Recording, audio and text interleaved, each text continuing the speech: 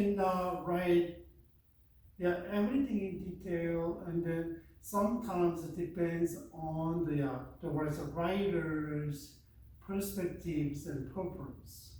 And today we're gonna go over the historical foundation of mission.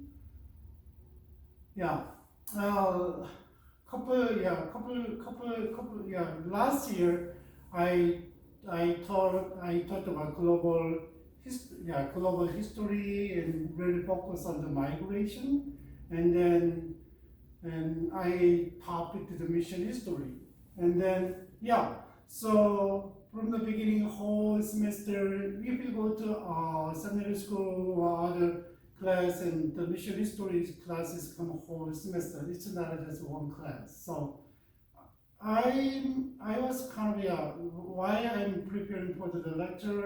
I was struggling what I need to teach, right? Because it's too many things. But how can I teach just 1 hour for the mission history? So I don't know, you guys, and then try to understand what's going on. It's a brief history. It's not less than 100 pages, but less than it's like 4 5 pages, 10 pages, 4 5 pages, and then but let's see how we can do that. So I don't know whether you guys see the book, the class note, and then there, I put it on YouTube, and there's several videos available in YouTube, but I put this one. But if you watch that one, you can see how Christianity is spread over the world last 2000s. So I hope that you guys watch this video, and if you are interested more, and you can type it, maybe the history of Christianity, and then also expansion of Christianity like this from the beginning, and then you can see several video clips out there, and it doesn't take long. So I hope that you guys watch that one. So we are not going to watch that one in this classroom, but I hope. So when you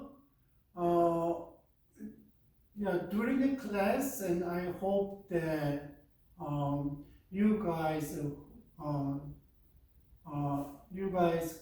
thinking that who is the author of history. Sometimes we don't acknowledge that the absolute being is the author of history.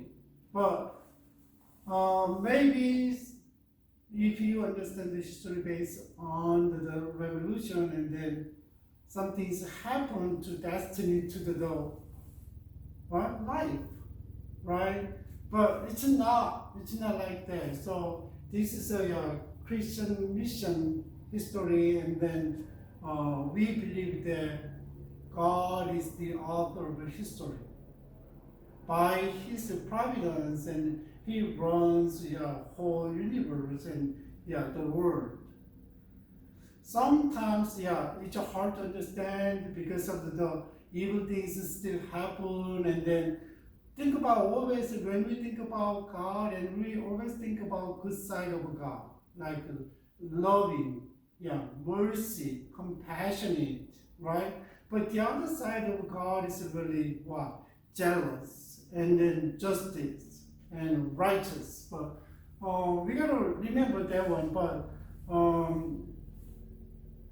we believe that the history, the author of history is God, right? God controls everything. We believe that God's sovereignty over the world and over the universe. That's the first thing that we keep that in mind. Another thing is that while we started the historical foundation of missions, and then we understand each time. We want to see what happened in each period of time. Depends on how you divide the period. Depends on the scholars, but I follow someone that I really respect. It's an easy way to remember. So it's really complicated. When you draw a line, how can you divide like millennials and Gen Z and then Generation X and baby boomers, like generation studies, right? This one is if you divide something happens, something's overlap, and people wrap up the different things, already started new things, kind of overlapped, right? It's hard to divide, but still let's follow the one direction. And then the reason that we study over the history of Christian missions, and then we want to see how God moves peoples and moves all things to spread of the gospel to the world, right? Over the world. That's one of the main goals in studying history.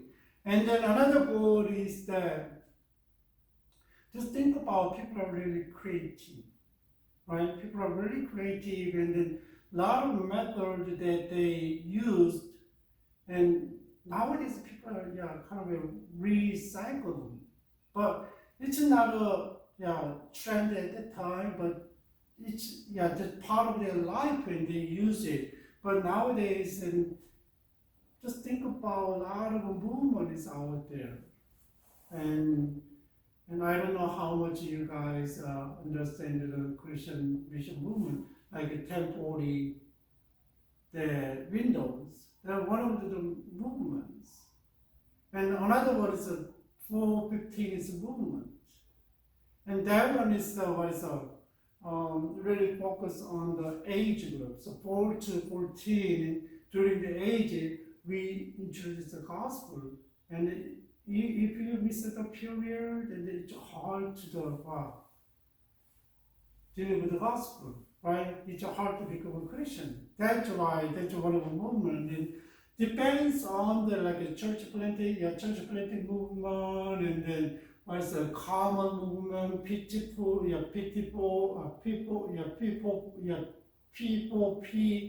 a lot of depends on what kind of ministry you are doing, inside movement and disciple movement. And a lot of movement is nowadays one of the big thing is the what? Business missions, because we already understand what is the restricted and closed the countries, and we cannot approach to them as a missionary. And then why?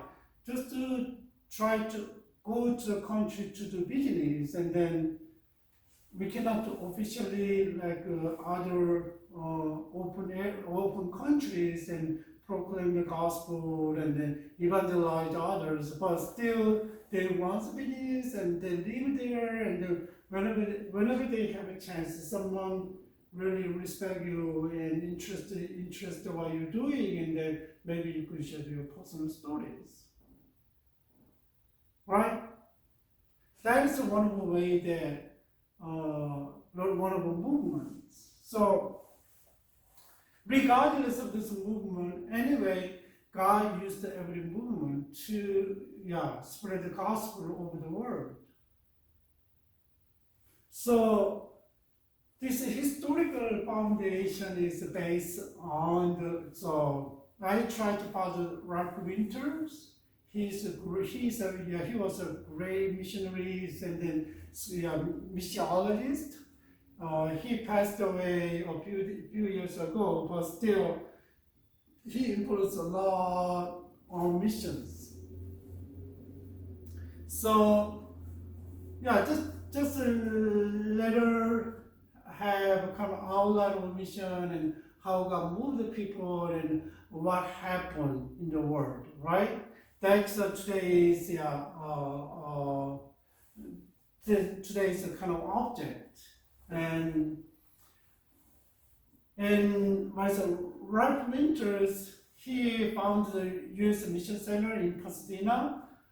He did a lot of researches, and then one of the greatest things about. And then he made a perspective class, and then he runs perspective class, and then try to teach about missions to the students, to the churches, and then still they have the problem. And then I took a long time ago, and then I know that if you go, I don't know whether have you heard about the Biola University. If you take the class, it's about whole semester, you can get a credit for that. Like this. And then it's really biblical foundation and historical foundation and cultural foundation and partnership, and then strategical aspect of missions. So with your Bible perspectives, and then try to understand the missions, it's really essential. But today we're not gonna do everything, but I'm gonna give them opportunity to think about it, like the strategical aspect and then cultural aspect, and then we're gonna talk about in this class. But today we're gonna really focus on the historical aspect of missions, and then he tried to understand about the mechanism of missions. There is 4 mechanisms by in his studies. Well, basically, there's a coming and going 2 mechanisms. One is a voluntary mechanism, voluntary going and involuntary going. Another is a voluntary coming and involuntary coming. The going and coming. That is one of your big 2 mechanisms, but based on the voluntary or involuntary, and you can divide it to 4 mechanisms. Voluntary going is that, like, I feel like I got called missions, so I want to be a missionary, and then I go to other country like Mexico and try to teach the Bible. That's voluntary going. Right? But sometimes I wanna go, but I wanna go to Mexico, but whole situation may be like, how can I say? When I was, if I were in Korea like 1915, the Korean War, and think about it, at that time, just assume that I was Christian, right? And then the gospel came into Korea, to the North Korea around there, but not to the South Korea. And then really there's universities there, and there's a lot of churches kind of planted at the time. And then what happened? And the war broke out, right? I had to I become a kind of a captive. I became a captive, and then I came down to America, to South Korea. So even though you don't want it, you have to go, because you are captive. Right? I'm a captive, so I have to go. Right? That is involuntary going. What about the coming? Voluntary coming.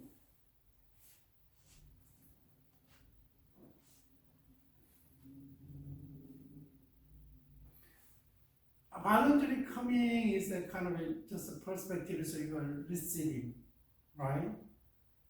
And think about not only Afghanistan and Ukraine war happened. Taliban took over the Afghanistan, and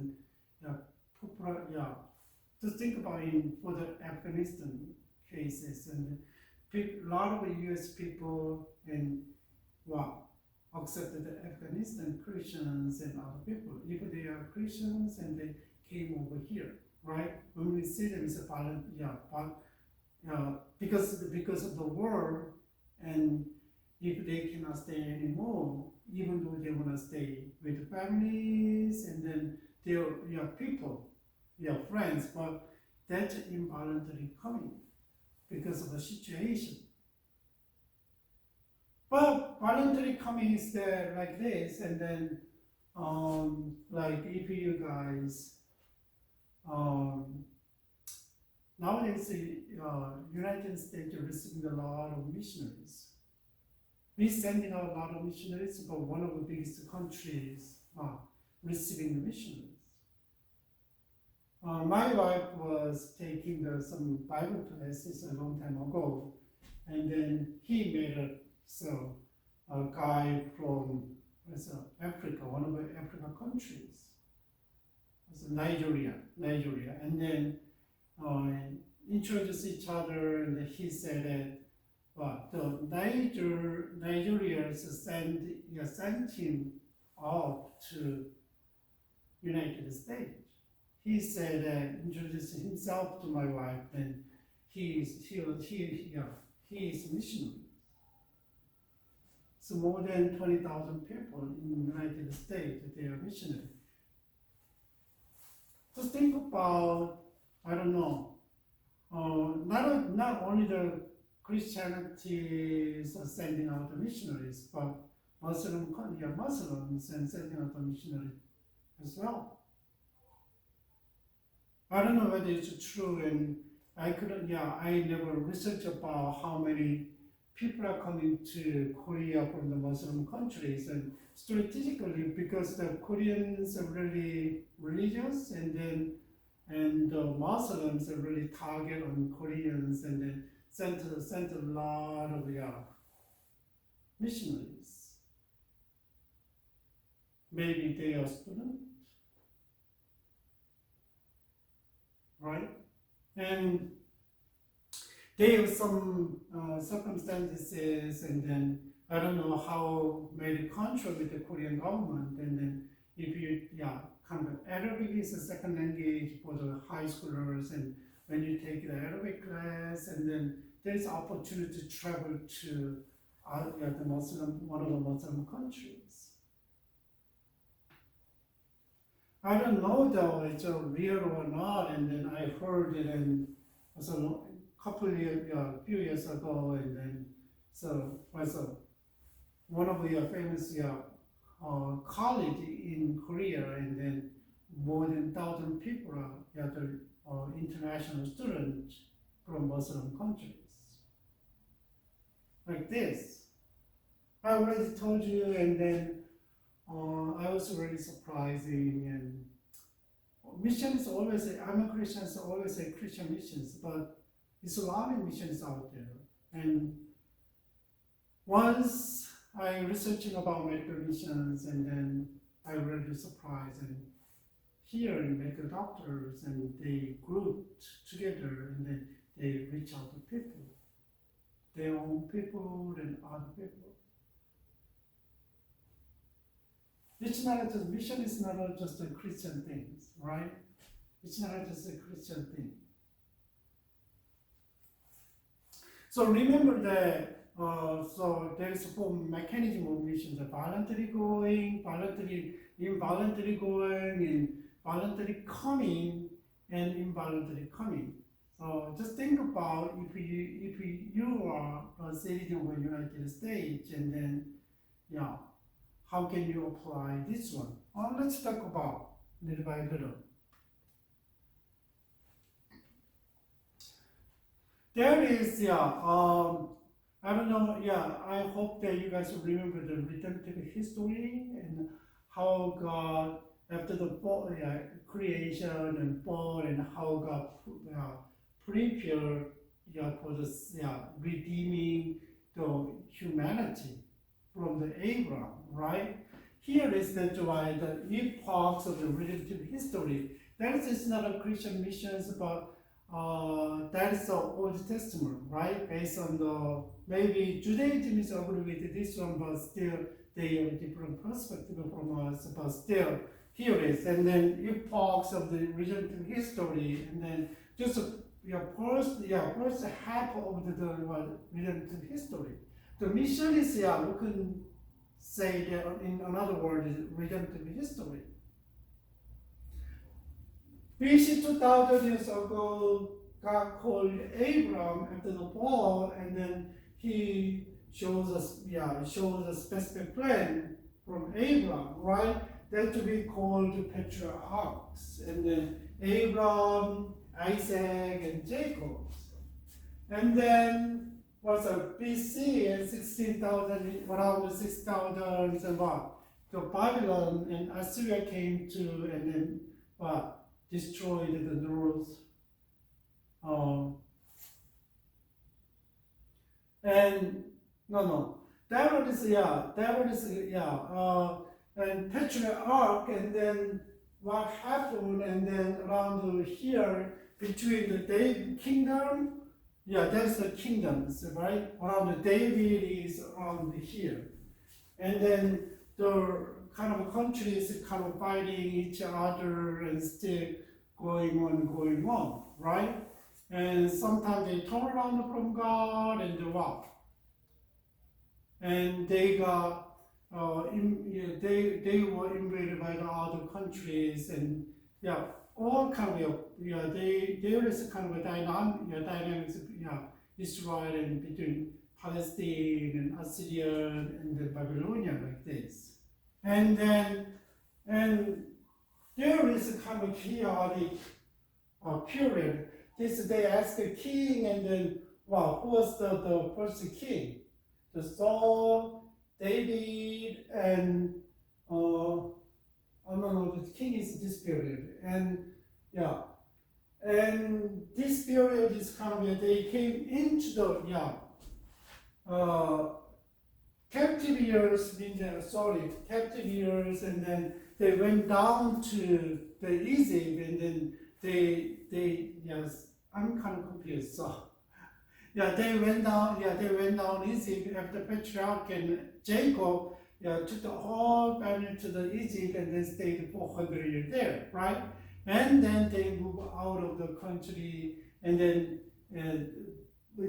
by the leadership of Moses and Aaron, and they left. They were leaving the Egypt for the promised land.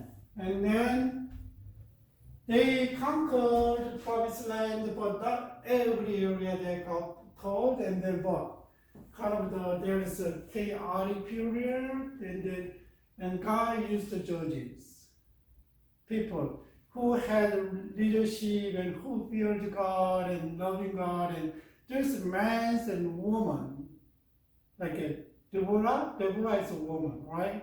And used to save the people from the around the people who the people are harassing the Israelites. And then after that, and really chaotic, and they saved the last judge was Samuel, right? And they asked the king, Israel people asked Samuel and king. So start with Saul, David, and and then there's kind of divided North Israel and Judah, two countries. The North Israel is destroyed by Assyria in 722, around 722, and then what about the Israel is 580, around 6 around there by Babylon. So they are captive, and their countries kind of shut. The countries not anymore, and they had exile to other countries, right? And then it's like 400s and BC is there, and then it's we call it post-exile, and then there is no specific history in Israel. Bible is like before the exile, but some Bible is like they were in exile, they wrote the Bible. That is a big timeline of epochs of the redemptive history in Old Testament period.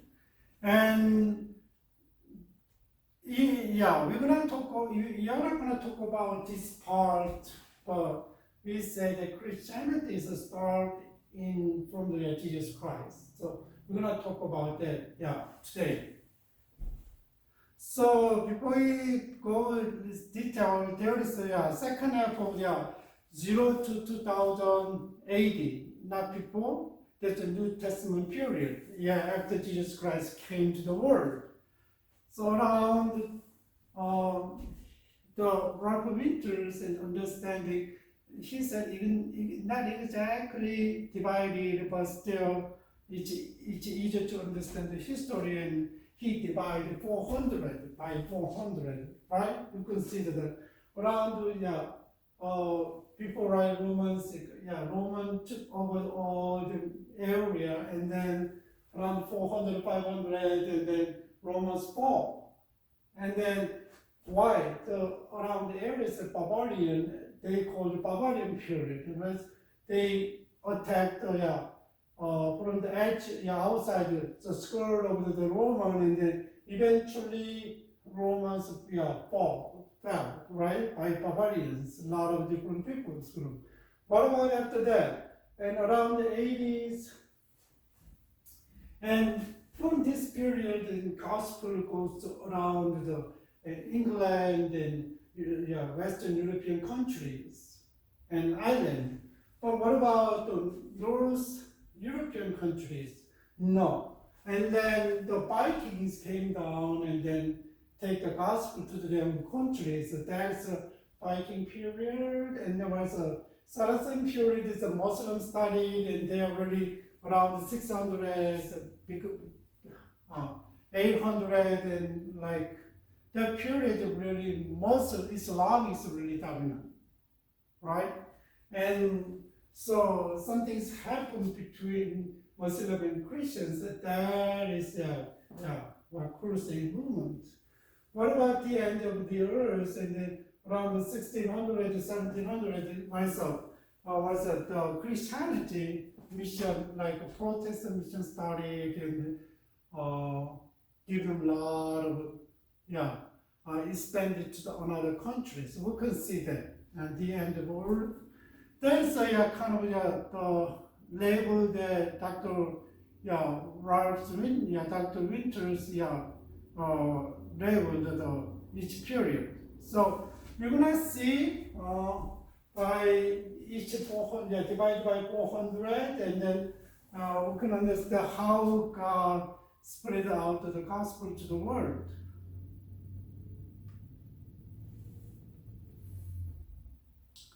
Around until 400, 0 to 400.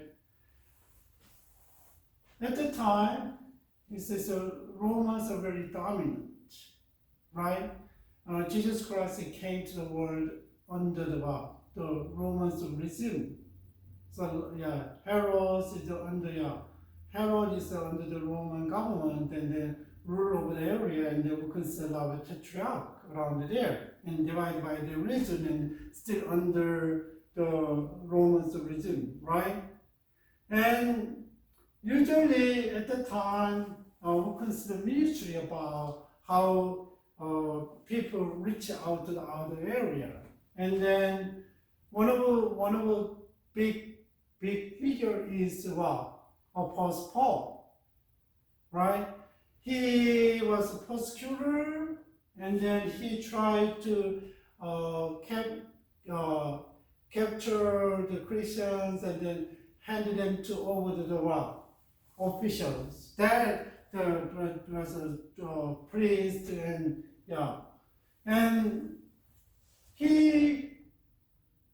he became a Christian. We consider the stories in around chapter 7 in Acts, and then he felt that he felt called to mission for Gentiles.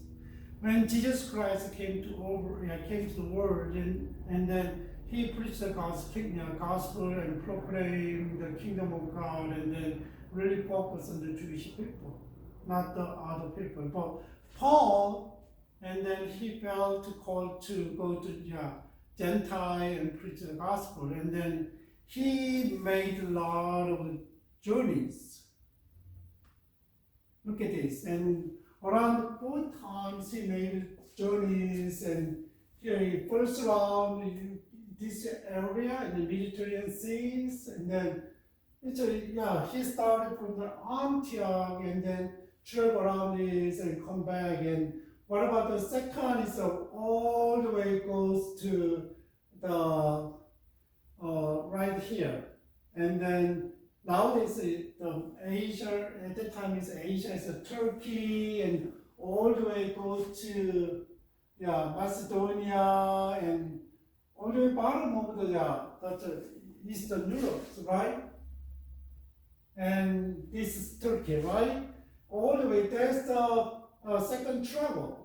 What about the third journey? Is he go back. He start over again and go back all the way and come back. You see, he's taking care of him. What about the fourth journey? And on the way, he willing to go to Rome because he wanna share the gospel with the emperor, and he took all the way to the Rome. And on the way, because you can read the book of Acts, and that's his traveling to his life, how he reached out to people, what happened in his life while he was evangelizing other people. That's Paul's life. That's one of in the beginning where he was really focused on the what?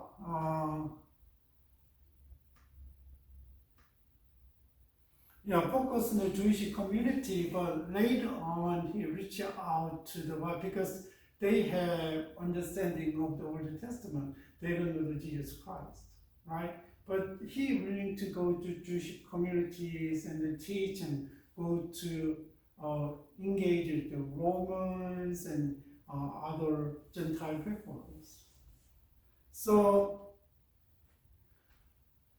another thing is that there is an involuntary goal. There was Paul, he became a Christian in the what? He persecuted Christians. Like one of the guys, Stephen, Paul was the kind of Paul led the whole things. At the time Paul was there, and then people stoned on Stephen, and Stephen died. After that, the persecution is getting severe. People kind of scattered over the other reason. We don't know who they are. And so if you read Acts 8:1-4, and then people are dispersed because they are scared of the persecutions. That is the involuntary goal. Because I'm scared, but I don't want to go. I don't want to live with my family. I don't want to live with my neighbors, but they gotta go because of their faith. Forcibly go. That's involuntary. So the Christians are moving around in other area. So already Christian communities are established in other area, like Syria is Antioch of Syria, and then what? There is already Christian communities there, and then they sent out the Paul and Barnabas. And that's why Paul made journeys and was an Antioch to really support the Paul and Barnabas. There's a big things at the time based on the Christian community. And what about the Romans period? And then wherever they go, they had a really, really good transportation system. They made a big, broad road, and it's a paved. It means that if there's no any transportation system, and then Just think about walking and that road, it's not straight and it takes more time. But already where the road is paved and expanded and then travel is easier, right? That is a big thing. And then that was it's a really influential to was accelerate to bring the gospel out to other regions.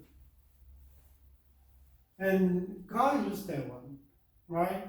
And then what about the social stratas?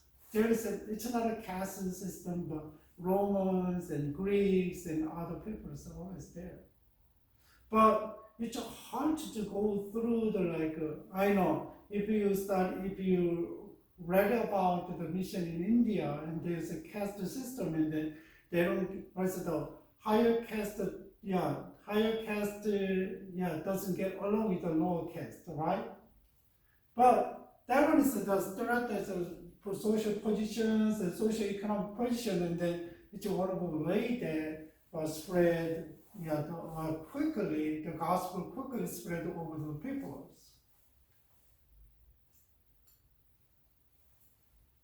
But at the time, it's a really bad thing happened. It's really bad things happened. People are killed, people are burned, people are thrown into the wild animals. Because the Roman government, a lot of emperors are really hostile to the Christianity. Why? They don't follow the Romans' God. Some emperor like Nero and Domitians and they wanna they wanna themselves raise up to God level. And Christians already have a God, absolute God, right? Christians what? Monotheism. If you see the Romans, how many gods? That's why persecuted Christian until Constantine, the Emperor Constantine became a king, and then that's he tried to use Christianity to unite everything, right? That was the big things, and then more power to spread over the country, around the countries, So from the time, and government Christians come almost one and then together. So if you read the Christian stories, and then there's a lot of tribes and a lot of dynasties in Europe and what. And was one king become a Christian, the whole countries become Christians. Forced them to become a Christian, adopted Christianity. That's why it's a quickly spread. It's a Christendom.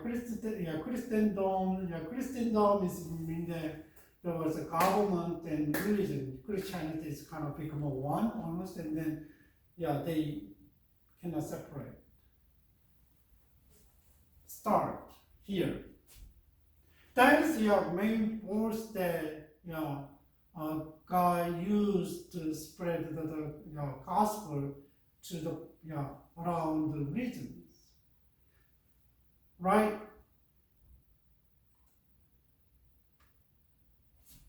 That is around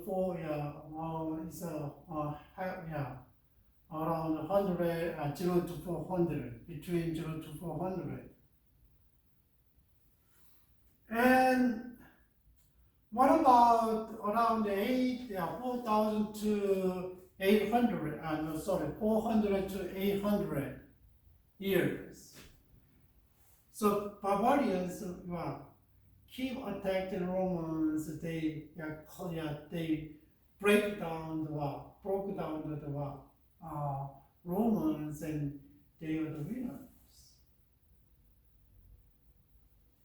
Can you see the lot of Bavaria at the time is a movement is and countries, the panel is coming European countries and wars, and then they moved all the way when there's a lot of movements around there. They are not the educated people and at the time, but they're Goths and Visigoths and Vandals and Anglo-Saxons invaded most of Western and the Central Europe area like this. They coming down and occupied this one.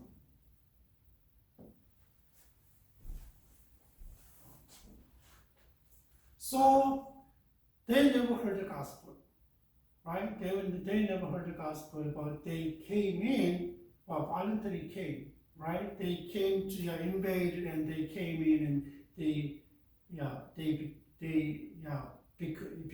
became a Christians.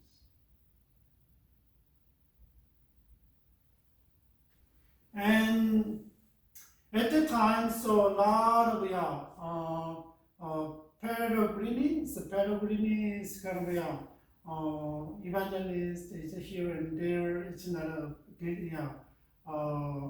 plant a church and establish a church, not that one. Just wandering evangelist.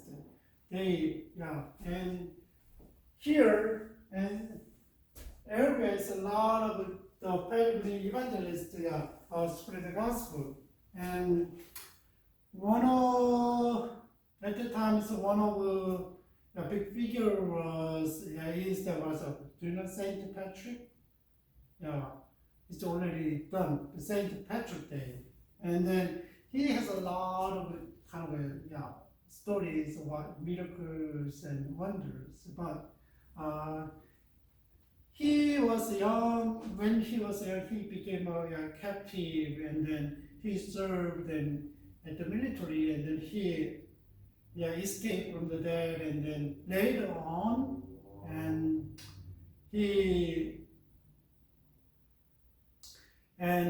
he came back to the Rome, and then he got called to go to and preach the gospel for the Irish people, and then he willing to went to the island.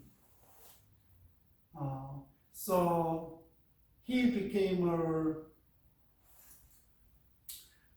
he became to really teach the gospel, and then maybe you can type in Saint Patrick's, and then maybe you can read a lot of stories from, not a lot, but it's interesting stories there, so you can read it. And then big influence on the Irish peoples, and then and they become Christians.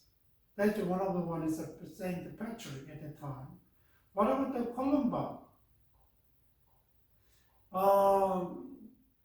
Columba is kind of is the apostle of the Scotland. He organized, I think around here he established was a monastery, and then and then he kept kind of Iona is a really important port, and then that was the bridge to the gospel. So he started the monastery. He established a monastery, and then kind of still reach out the region. What about the Columba is kind of a 521 to 597. Another it's a different. It's another one is Columban. So at the time, just before you go to Columban, and Columba is different from Columban. And at the time, the monasteries kind of did a lot of work for the to copy the Bibles. I don't know when you guys see the calligraph, and then there's a Bible there, and you can see the Bible verses and signs a lot of decorations with the pictures, right? The Book of Cows, and then in the 18th centuries, and then so there's contained the Gospels, right? 4 Gospels in Latin, around 800 pages. He developed that one, so they do a lot of work in monastery, and then Tori, and then monastery, and then that was kind of monastery was the center of the was raising the educate the people and raising the workers, and then keep going on the copy the Bibles, and then that's why they have a lot of resources in monasteries at the time. So maybe you consider the Book of Kelly's, and then if you type it and you consider the images what it's like. And what about the Columbanus? Columban and Columbanus is like he is Irish missionary and founding a monastery around from Irish, and then, but he came from here in around Frankish, and then he founded the monastery there, and then he started ministry there, right? And all the way down here and here too, Rome. He is one of the big figure at the time, right? So there's a missionary that work at the time, reach out to the people and teach the gospel. Around, just think about 400 to 800, and already in European countries became Christians. Just around until 400, and then follow the Romans trade route around there. It's but it all the way, but still it's a very limited like this, but area, but after like 500 to 800, and barbarians coming down, and demolished was the Romans are collapsed by barbarians. The gospel take another level to the European countries here. European countries, right? So mostly, 400 and 800, so Central and was Western countries, was become Christians.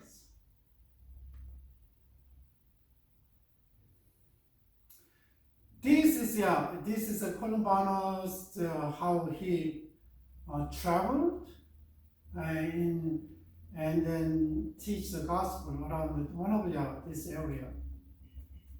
So Catholic kind of they do make a route and remember what he's done and try to imitate what he's done, and then that's kind of made a route.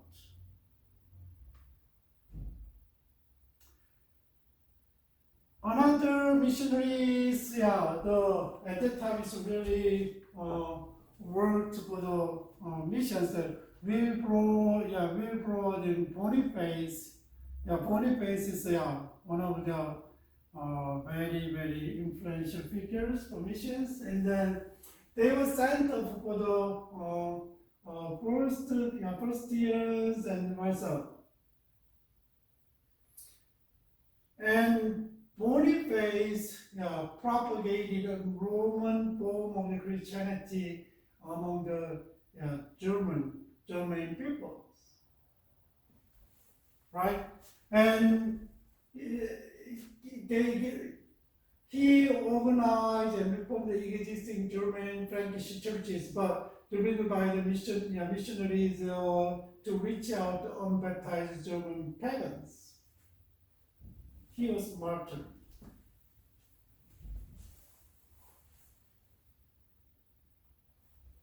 And still, there is no Protestants at that time, right?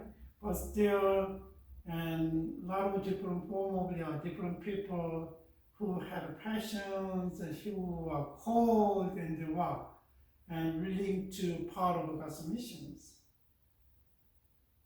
And part of the become a part of the redemptive history, right?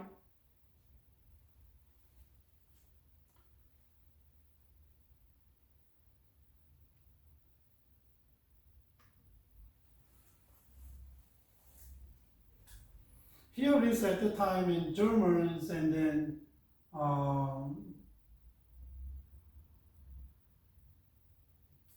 one of the reforms is Charlemagne, and promoted the mission centers in monastic life, and he did a lot of stuff and reformations and all.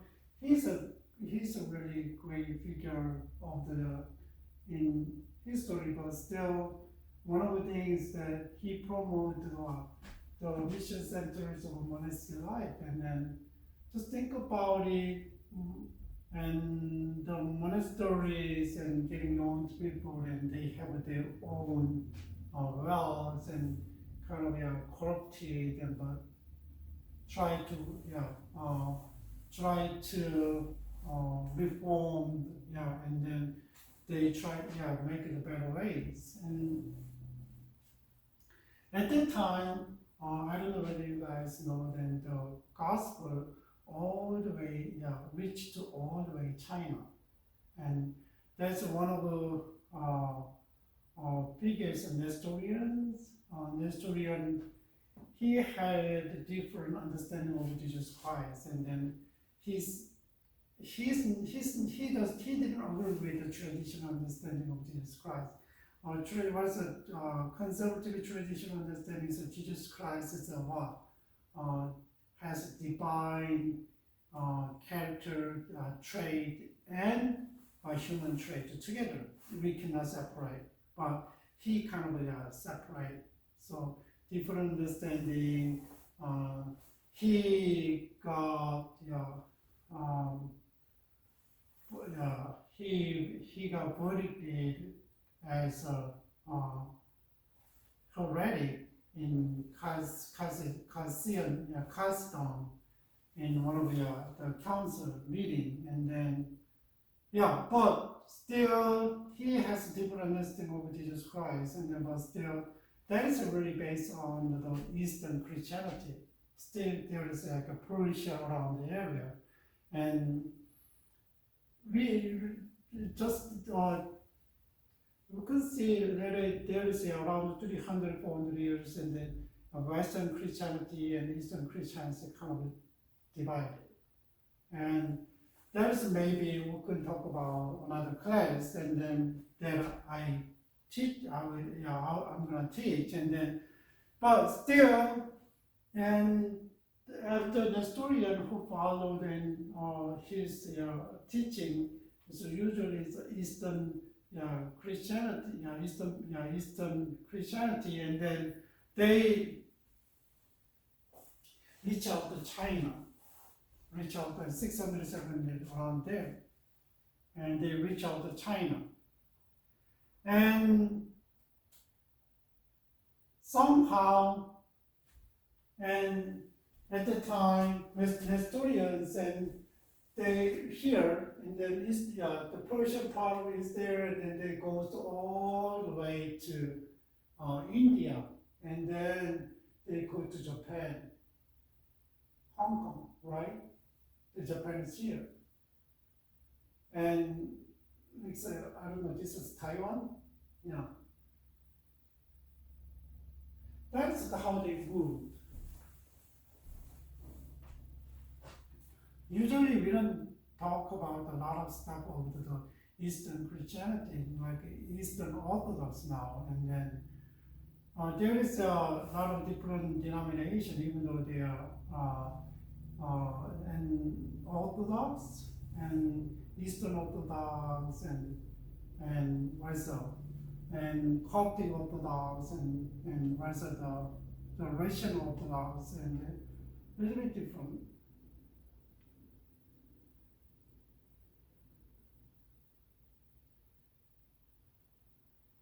Yeah, still the Persians, right?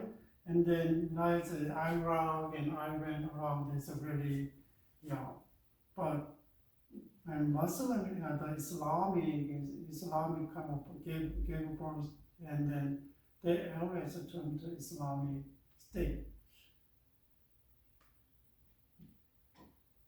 Just think about how, even though we cannot see what happened to the other side of the world, but God moves people, and then kind of people carry the goodness of Jesus Christ to the other part of the world, right? Still, think about in 8,000 is 2,000 years, and then really the Muslim is kind of really growing and controlled a lot of area. Christianity is kind of shrunk, and then always think about the Persia eastern side is under the Islamic control. But one thing is really interesting at the time is the Vikings. They are coming, it's northern Europe, and northern Europe. They came down to all the way down and burned the monasteries and then killed the peoples, and then they are really cruel, right? They are really cruel.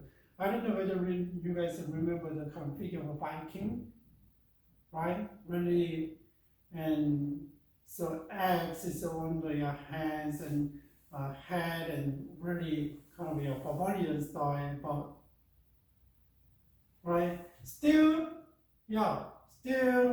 but they came down and they take a lot of captives to their own countries, to northern Europe. So a lot of Christians and then became a captive and a slave, and they take them to their own country, and they take them and they take them their wife. That's why the northern European country, the people who doesn't want to go but still involuntarily kind of going, right? And they go to Norway and Norway and Sweden and their area, right? Become Christian countries. Later on, there is a part of it, and then later on there is political stuff, and then they become a ton of Christianity. But the Viking conquerors is one of the big contribution to evangelize northern Europe.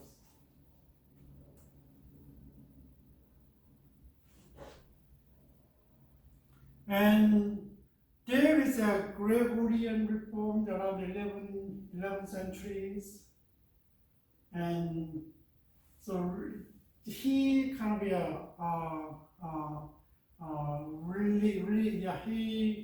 he did religious reform.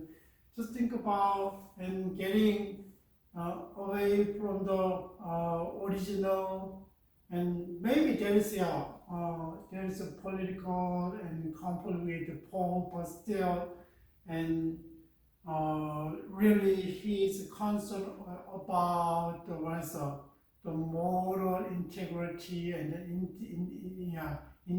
independence of the clergy. And the one of the movement at the time and try to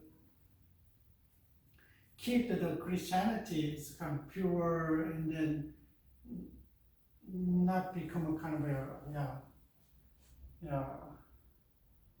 protect from really collapsing like corruptions. There is so around 8,000 and 12,000 still Orthodox and missionaries there. Still uh, going on, but at that period, at the times was a Christian, was a crusade movement started, and then still was Ottoman emperors kind of dominate an area, but still there's a going on, and just think about around the thousands and between, but that's why it's hard to divide, but still, from the end of the year, Saracen, there is a different kind of missionaries and people who try to reach out to people, right? And that one is already studied, and then we can talk a little bit later. And see, 200 to 600 years, and it's already, tough years.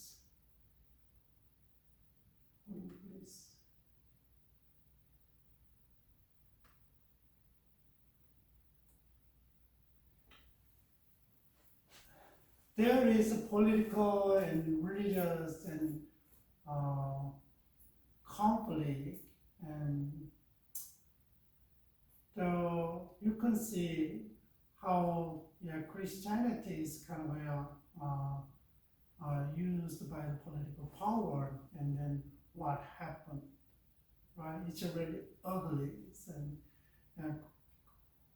there was a Pope and kings use Christianity to grab their power, and that's why. And there is a lot of different motivations why they go to start a Christian crusade movement, and then. But just think about people really enjoying the movement, but still who. Was a Pope and kings manipulate the people's heart, and then it's a really ugly one, and there is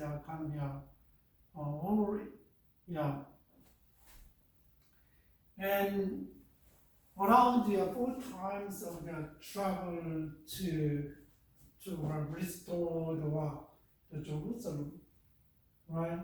Fighting in the way, and they come back and fail, and then there's a historical really stigma on Christian. That may be a historical stigma on Christianity. So still Muslims and remember what happened at the time, and then those stories are going on and down to this generation, and then they were really big wound and hurt in their hearts. What the Christians did to the Muslims, and the Jews. It's really ugly though, really ugly. And but at the time, so I tried to say that a little bit earlier, but at the time, earlier, it's like 1,000 years, 1,100 years around there, and different movements. So there is the priors, and then priors, and then they are the kind of, they are not a monk. Just think about how is a monk is different from the priors, and then priors is kind of they have small groups of the people, right?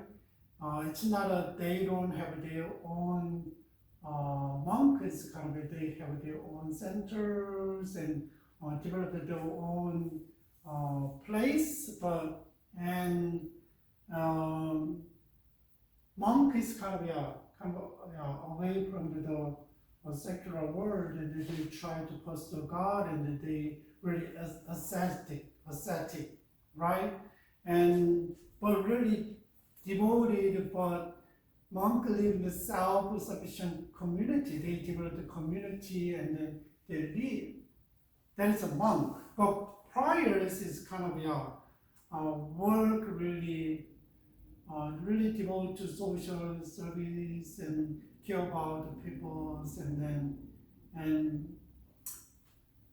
they work among the lay people and are supported by donation and other charitable support. It's not that they have their own things, but they really bowed over poverty and chastity and then obedience. So there's a lot of friars there, and then maybe you guys heard one of the friars, and there was Francis, Isis, right?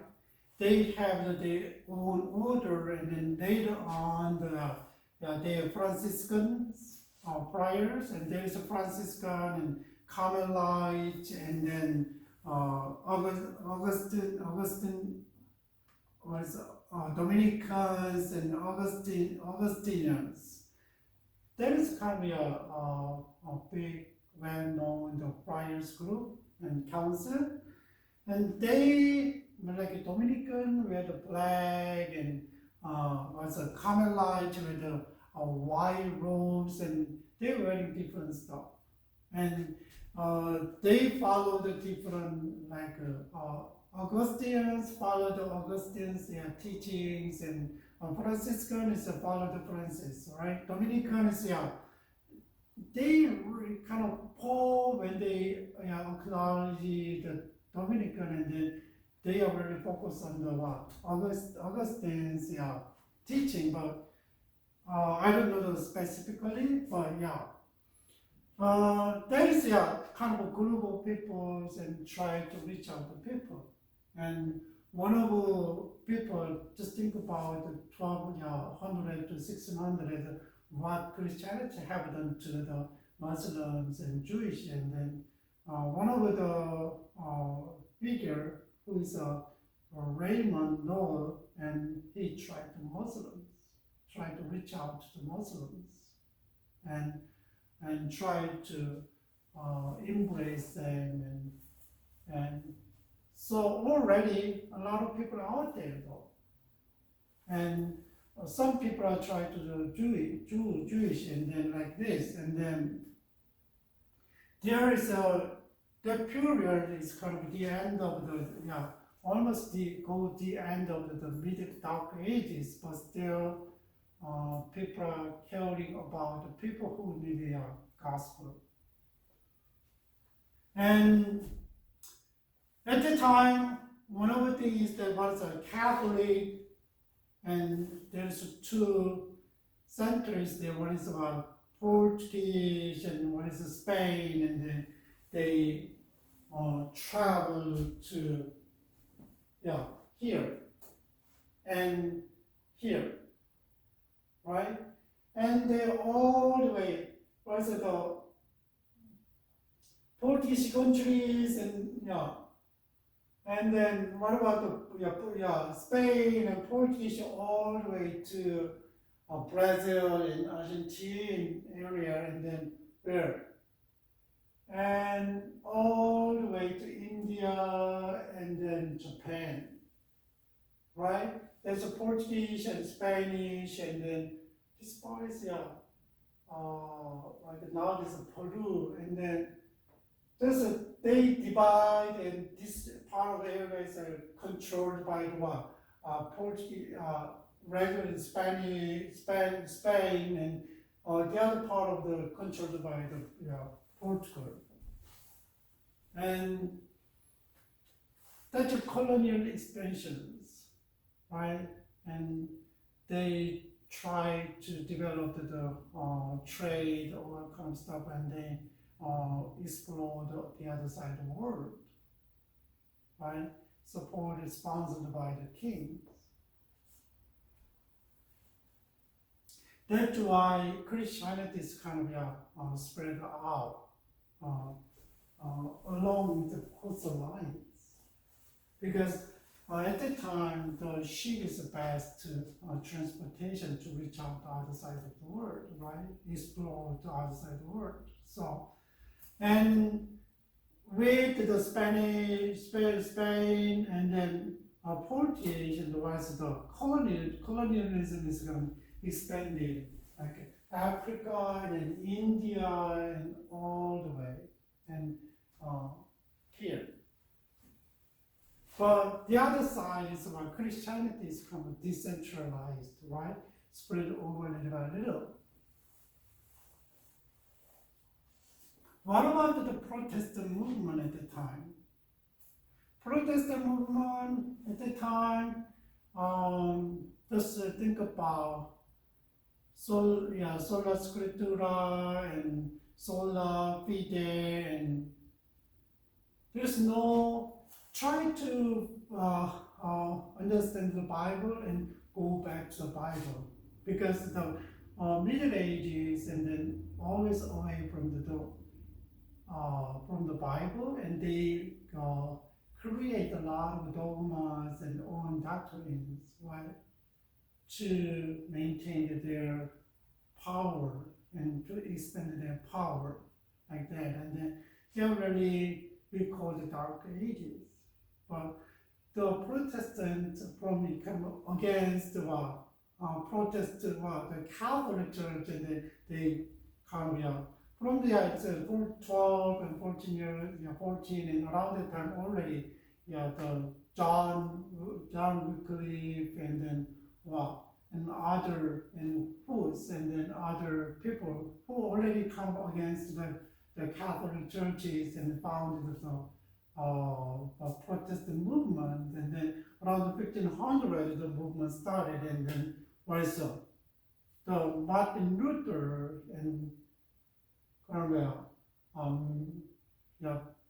blessed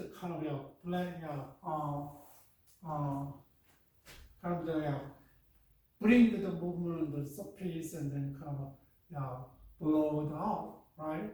And then that's a Protestant movement, and then really focus on the inside, try to write the Bible said and understand the right document, doctrines, and then kind of reorganize and clean up what they are doing, and then not that much to see the outside of the world at the time. There's but they kind of renewed and reformed the inside.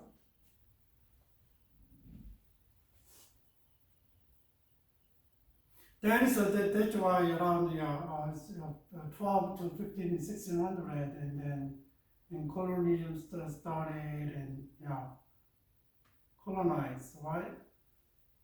What about around 1600 to 2000 years, and then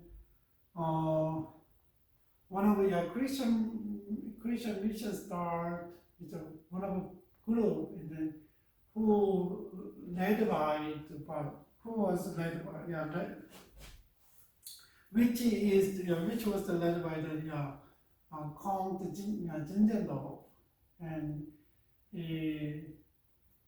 he made a kind of community in Saxony area, and like Slav in Romania around there right now, and then there's a faith community in Moravians, right? And they are sending out a lot of missionaries, and they pray for missionaries and 24 hours, and then they sending out the missionaries with equipping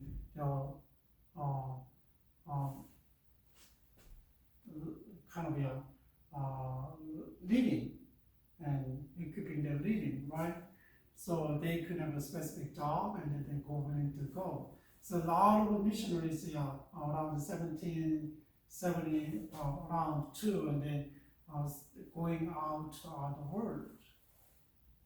But what about the modern? This is a modern area, and still Catholic is kind of really expand, Catholic Church expanded with what? They started colonialism and imperialism, and then still moving on, and then they sent out a lot of missionaries, like 1600 and Jesuit and formed, and that's around 1596, 94, around that time, and mission world came out, missionary world came out, and they sent a lot of missionaries, and they expanded still. Maybe inside in Catholic churches, there is a lot of reformations, and one of the group is a Jesuit, right? And then there is around the modern era, and then Christian mission movement was launched. You can see the Dr. Winters, Ralph Winters, and then he divided 3 years, and then here is about first year, second year, third year, and then first year is the kind of it's a really the coastal area in Africa, and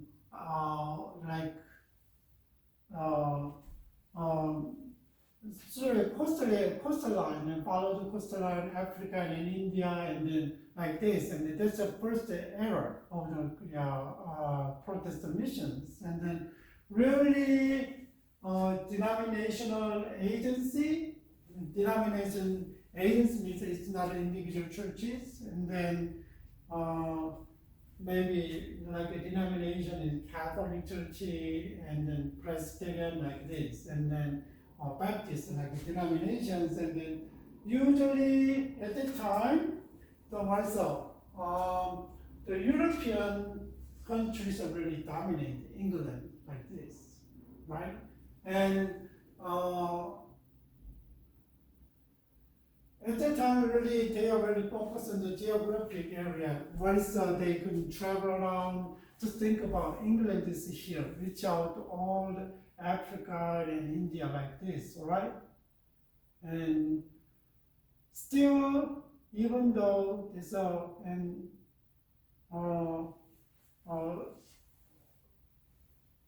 maybe I'm going to talk about later, there are still, missions, with the imperialism and colonialism.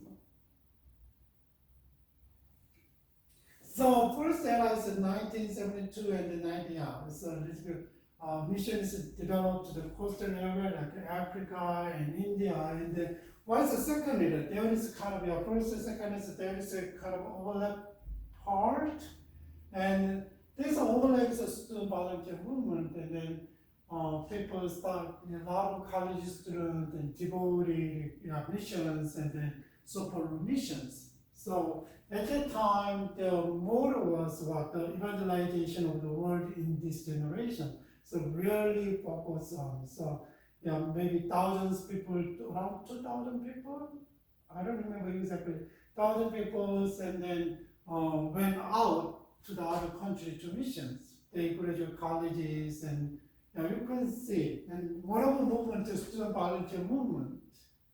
And what about the second era? So that one is first era is really church supported the missionaries, but second era led by the Hudson Taylor like this, and Faith Mission Agency. Rather than the church agency and supported by the church, but faith only, okay, we have faith, God's gonna provide everything, and then we don't, if I go to missions, I need more. This one is my living, I need this much for my living, this much for ministry, I need this much for my family, children education. They will count like this, but nowadays they count it, right? It's even though, but still they are really took the geographical strategy, and there is really focus on the inland like China, inland. It's not a coastal area. Already studies coastal area, but at that time, the second era is really focused on Inland, like China, right?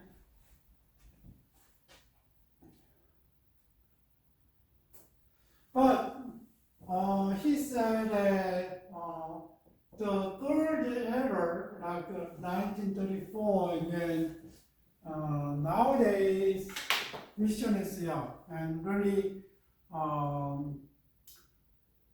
specialized mission agents in charge. You can see they are weekly is there, and Wycliffe and they remember the was John Wycliffe, and then he's a theologian and priest, and then he translated a Vulgate version of the Bible, Vulgate Bible, and to English Bible. So that just think about there is no Bible in their own language, but the John Wycliffe and was the Bible translated to English, and then his people could read the Bible, right? It's huge.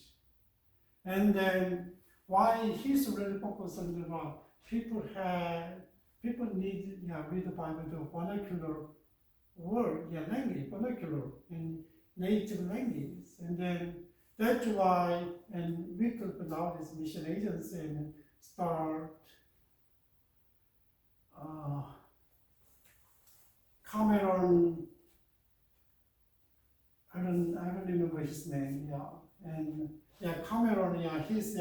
He went to Guatemala, and then he said that why the native people said why we can read the Bible in our language, and then on the same context, and then he made it weekly mission agents, like remember what John Wycliffe did, and right, Cameron Armstrong, I think so, and that's like specialized. The Wycliffe really focus on the translating the Bible to their native language, and some tribes don't have language, written form of language, and then they made letters, and then they translate the Bible to their languages. So, a long time ago, about 20 to 30 years, and but nowadays, it's computerized, and then everything's quick, and then I don't know, less than 10 years, less than I don't know how many years they can take.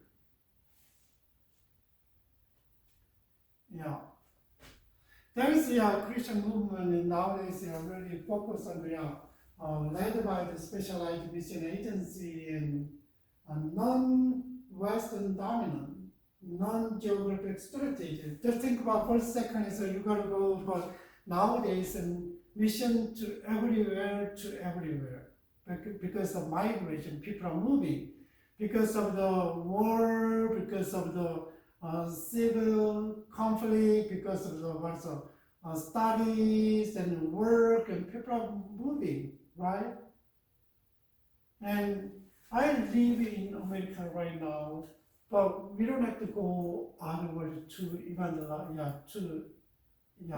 share the gospel with other people, the other cultural people, because people are coming in, international students, and then immigrants, and refugees, and asylums, and a lot of reasons people coming into the United States. So if I have a heart for the reaching out to the people, I don't have to go out. That's why non-geographical strategy nowadays. Based on the people group, and then there is sometimes and then we divide in, and even though by the nations, but nowadays we try to understand the people groups. And if you go to China, it's a lot of different minority groups is there. They have, I know they under Chinese origin, but still they have their own language, their culture. So we divided the people group, right? We already learn about the people group, and then there's a lot of, nowadays understand the people is by the people group, right? Even though they belong to yeah, like one country is like, just think about United States, America. I'm a Korean American and Korean communities here. We say one of and then Chinese and Japanese and Indians and different people's group there, right?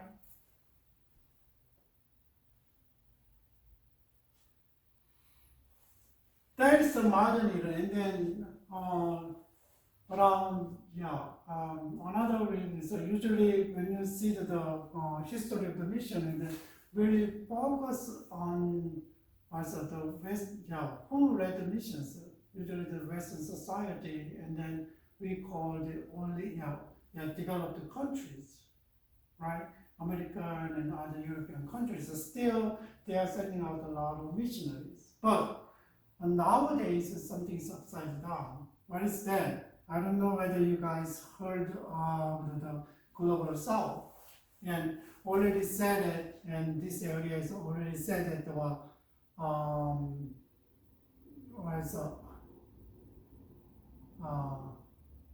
here is the non-Western non-Western dominance, and then by the recent around the end of the 50s and early 70s, and also missions dominated by the Western countries, but nowadays in around the 20th century, 21st centuries, and then a lot of like Korea and Brazil and India, and they have their own just like Africa countries, and they're sending out a lot of missionaries.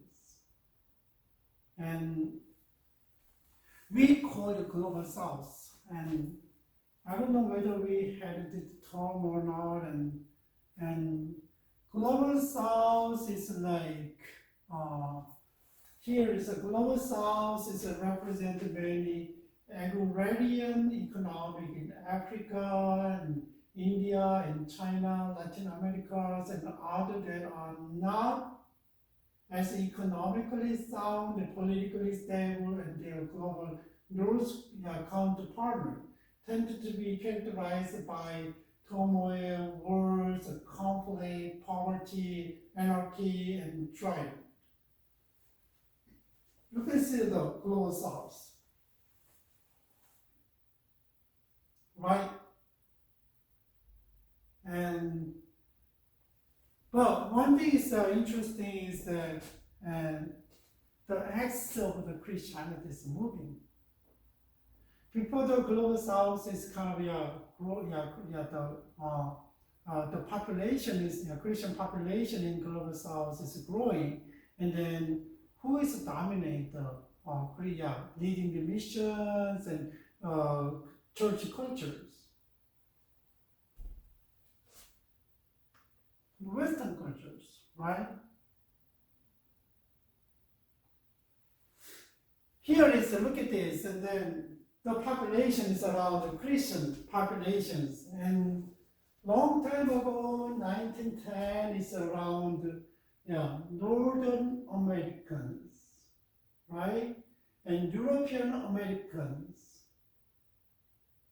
Northern Americans is like 15% of Christian population, is around 60% is Europeans, and Latin Americans around 12.2.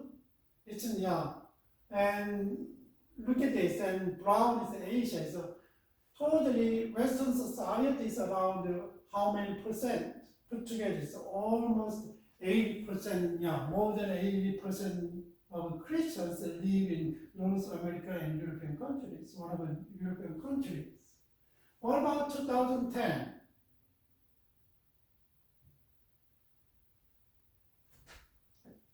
European Christianity is almost more than half, right? The population is decreased more than half, 25.6. And what about the Northern American? Around 2%, 2.5% down. But look at these Africans. We cannot see how many percent is very small percent, but Now it's 21% of 21.6%. The Christian population is growing, right? And just think about compared to the Western and the Northern and around 37%, 38%, almost a little more than 1/3 of the population, Christian population. Then, and this was Latin America is 23%, almost increase in doubles. What about the Asian country? 4.1 is almost triple, more than quadruple, almost quadruple. We call majority world and then undeveloping world and 2/3 world, a lot of different words to say about the global south. And nowadays, Christianity is kind of upside down. Used to be Western and also Western, Europeans and Northern Americans, kind of they are majority in Christianity, and they were leading missions. But nowadays, see how many Christian population growing the global majority world.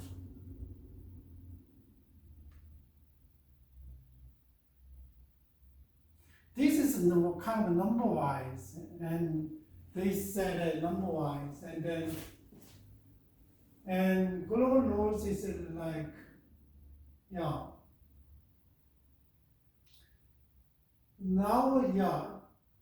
nowadays it's kind of upside down.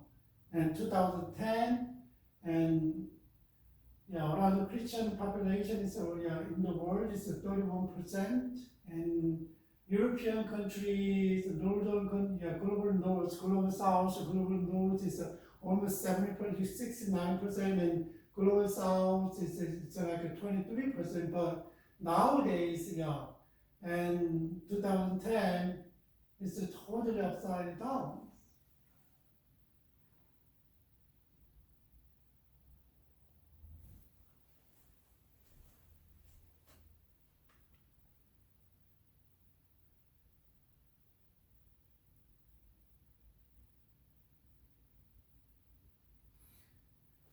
This one shows the Christian populations, and see what is the biggest countries nowadays, and then if you see there's Christians and Catholic and Orthodox, everything is put together, and how many countries look at this. Brazil, Mexico, and Philippines, Nigeria, and China, and Congo, and Ethiopia. There's a global south. There's a global United States, and Russia, and Germany is a global north. That's the top 10 countries, the largest number of Christians. Right? What about that is really shows nowadays in 1900 in was a global north is 82% is global north, and then 18% global south. But nowadays 33% and 67%. It's totally upside down, right? That shows that global south is growing up, and they are sending out a lot of missionaries, and they might be the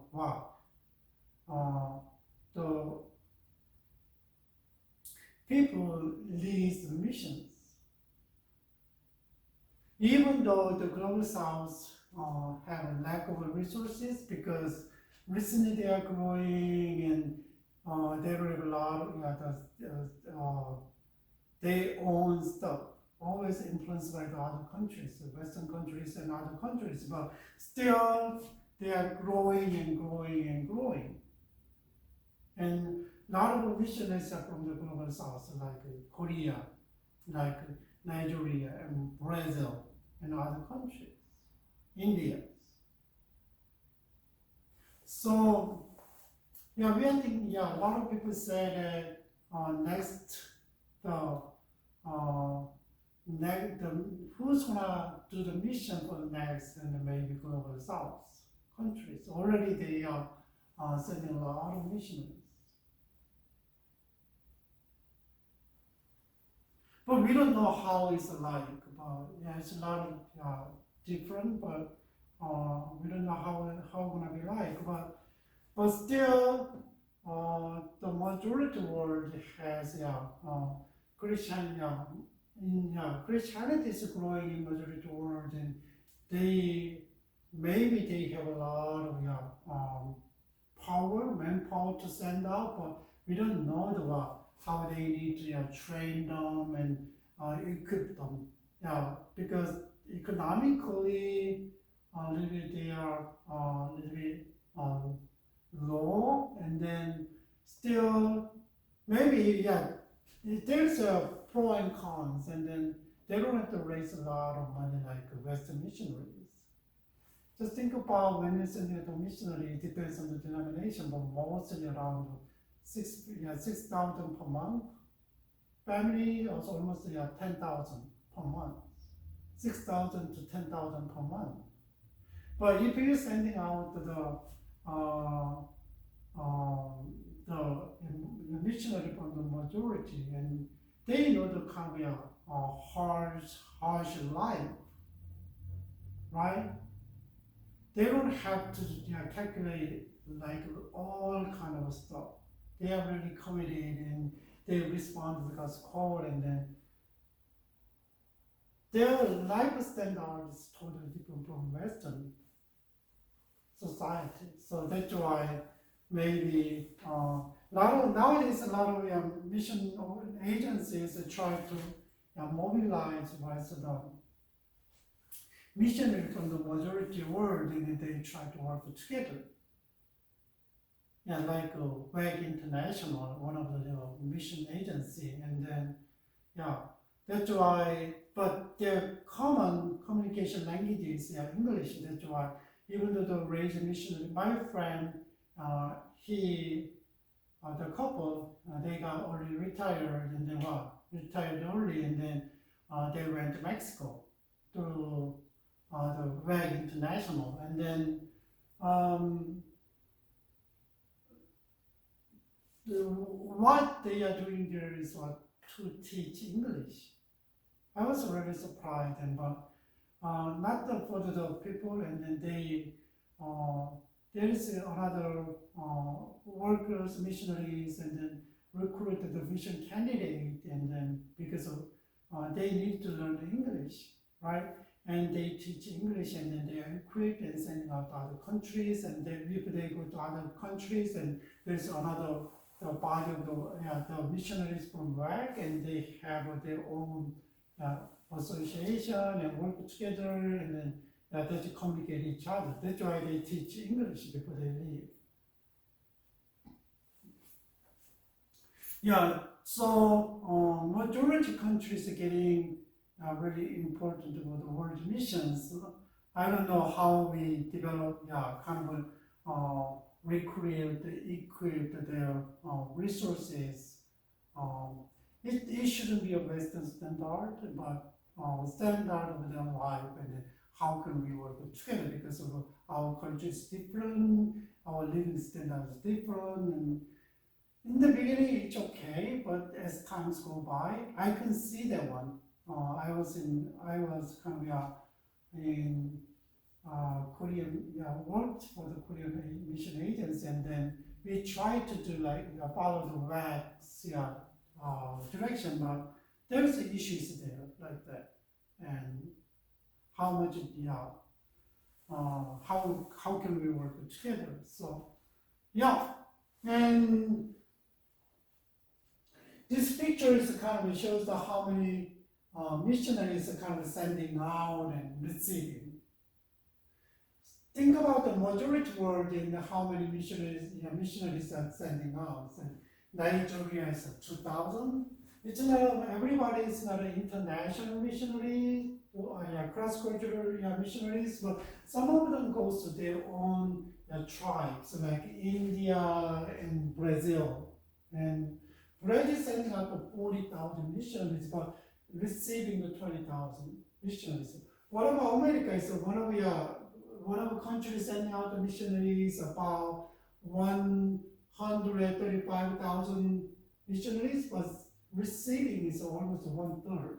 They are receiving their missionaries, 1/3 is 38,000 missionaries are receiving. Just think about the whole this area of the missionaries and China and South Korea and Philippines. That's a global south. For nowadays, European countries that are receiving a lot of missionaries, right? Not anymore, Christian countries like before. Around around 500 years, and already they become Christian countries, and then a lot of people become a Christian, whether it's political, by the political power or not, and now it's changing. So we gotta know. So we think about the majority world is growing. Maybe you guys from the one country mostly, and then if we are Christians, then how can we do part of them?